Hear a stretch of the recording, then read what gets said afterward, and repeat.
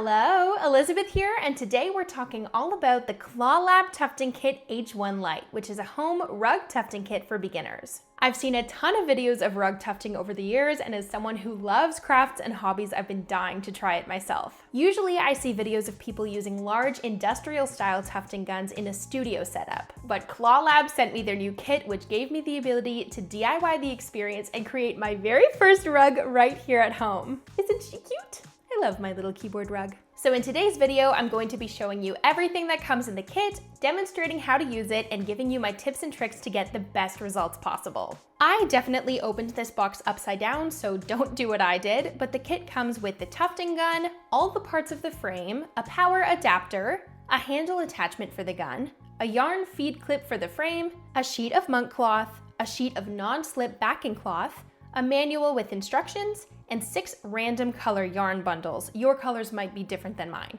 Setting up the frame is straightforward. It's really compact, so you can set it up even in apartments or small spaces. It just clamps onto the edge of a table. It only took me a few minutes to set it up, and it includes screws and an Allen key to assemble it.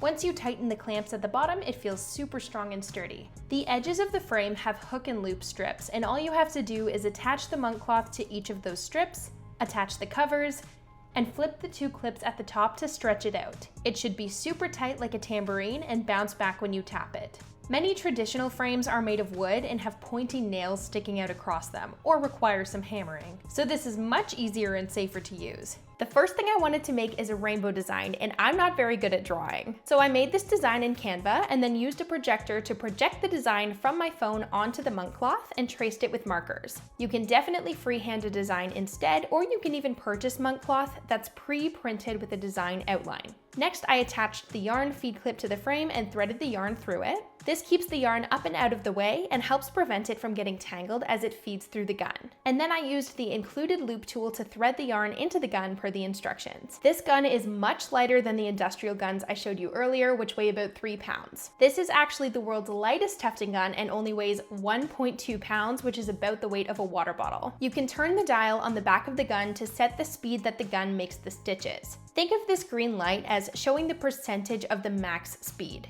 I had it set so that the green light takes up about 1/5 to 1/4 of the circle, which is a nice low speed, perfect for beginners. The maximum speed is 20 stitches per second, so this is about 3 to 4 stitches per second. And then I was ready to start tufting. This was my very first time ever trying something like this. There's a bit of a learning curve for sure, but once you get the hang of it, it is so fun and relaxing to do. This first project I did was like my test run, just trying out the gun and figuring things out. I went in very confident, and honestly, my first attempt didn't go so well, but I'm going to walk you through all of the mistakes I made so that you can avoid making them too. To operate the gun, you hold it against the fabric and pull the trigger, and it basically moves itself along, kind of like when you feed fabric into a sewing machine. You don't really have to move it yourself. The gun just guides along the fabric as the stitches are created. It's best to start at the bottom and work your way upward, and you will have a much easier time starting out with straight lines instead of curved lines. So these very curvy rainbows were incredibly ambitious and not the best choice for my very first project. The other mistake I made before even starting is that the table I'm working on is a very cheap and flimsy, lightweight folding table. It's not sturdy at all, it's very shaky. So you'll notice with this first attempt, I'm holding onto the edges of the frame to stabilize it with my other hand because each stitch is causing the frame to shake. This was entirely my own fault for putting it on the wrong type of table. You'll see in a few minutes that I later moved to my dining table, which was 1,000 times easier. Something else that was happening at first was that my gun kept skipping and kicking back towards me. I figured out that the reason this was happening is because I didn't have my gun held perfectly perpendicular to the fabric and pressed firmly against it. You can see by the illustration here in the manual that the gun should be at a 90-degree angle to the fabric.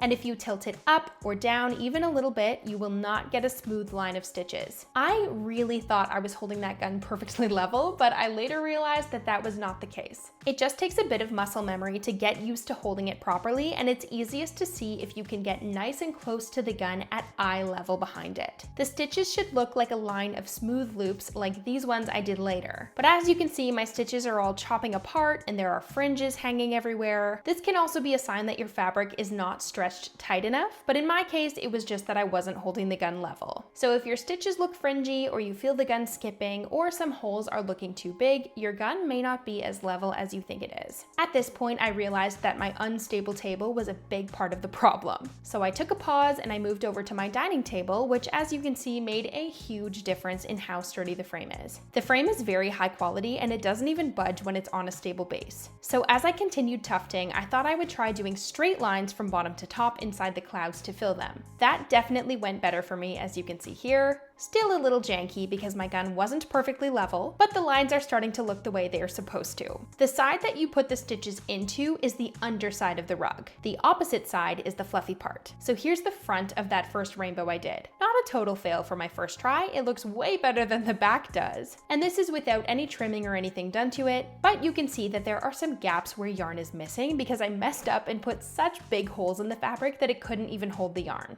I still had space on the bottom half of this monk cloth, so I went ahead with round 2 and traced another rainbow. This one definitely went a little better, I'm getting into the groove a little bit, but I still haven't figured out that my gun is not perfectly level. The difference between the rows that look great and the rows that aren't quite right is just my gun position. So here's a look at my 2 finished rainbows. Again, there's no trimming done to them at this point. Next, I decided that I should try a design made up entirely out of straight lines with no curved lines, and this is where I really started to figure things out. I had used up most of the materials from the Clawlab kit for that first frame, but thankfully I had another piece of monk cloth and plenty of yarn. So I used my own materials for this next project. I really appreciate when you can use all different types of materials with a product and you're not locked into buying something niche from a specific company. So I loaded the frame with my own generic monk cloth and loaded my gun with my own generic yarn. And for this one, I thought it would be fun to make a keyboard rug, which I keep seeing on Pinterest. I wanted a pattern with just straight lines, so I thought a cute checkerboard pattern would be perfect for this. I used a ruler and a marker to draw the design onto my monk cloth. This one went unbelievably better because I finally figured out how to hold the gun. I find it easiest to go to your starting point and poke the needle of the gun straight through the fabric. Make sure both the legs of the presser foot are nice and firm against the fabric, and pull the trigger to make your stitches from bottom to top. And that's it. Your stitches will be perfect if you just have it lined up straight.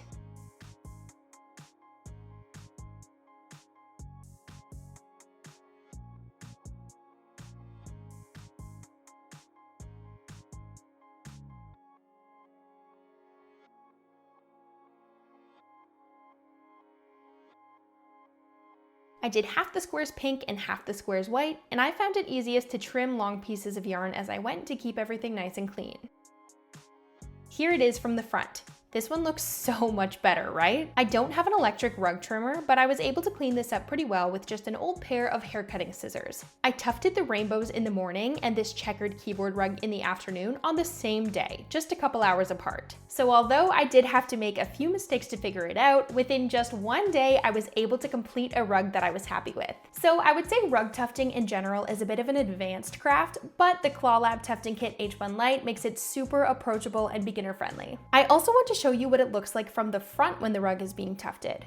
At this point I was addicted, so the next day I made another checkered keyboard rug with a darker pink color. I think it's so cool how each piece of yarn gets cut by the gun as you go. And remember, this is like a quarter of the speed the gun is capable of, so once you become an expert, you can do this even faster.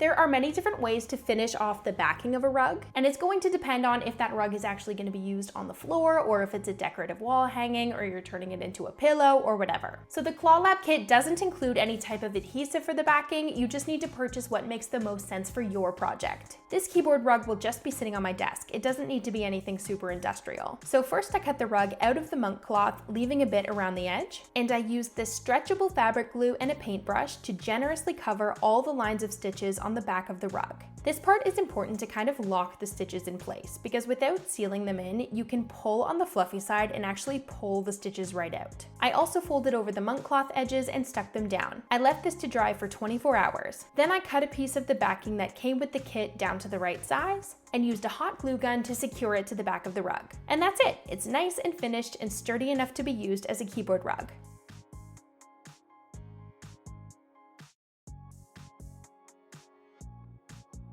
I hope you found this tutorial helpful. I've been having so much fun with the Clawlab Tufting Kit H1 Lite. And if you'd like to buy one for yourself, you can find a link down in the description along with my code that will save you $20 off your purchase. Right now through August 5th, you can also add on the Clawlab fabric combo that includes more monk cloth and backing cloth for just $1. Thank you so much for watching, and if you have any questions, leave a comment and I'll reply as soon as I can. See you later!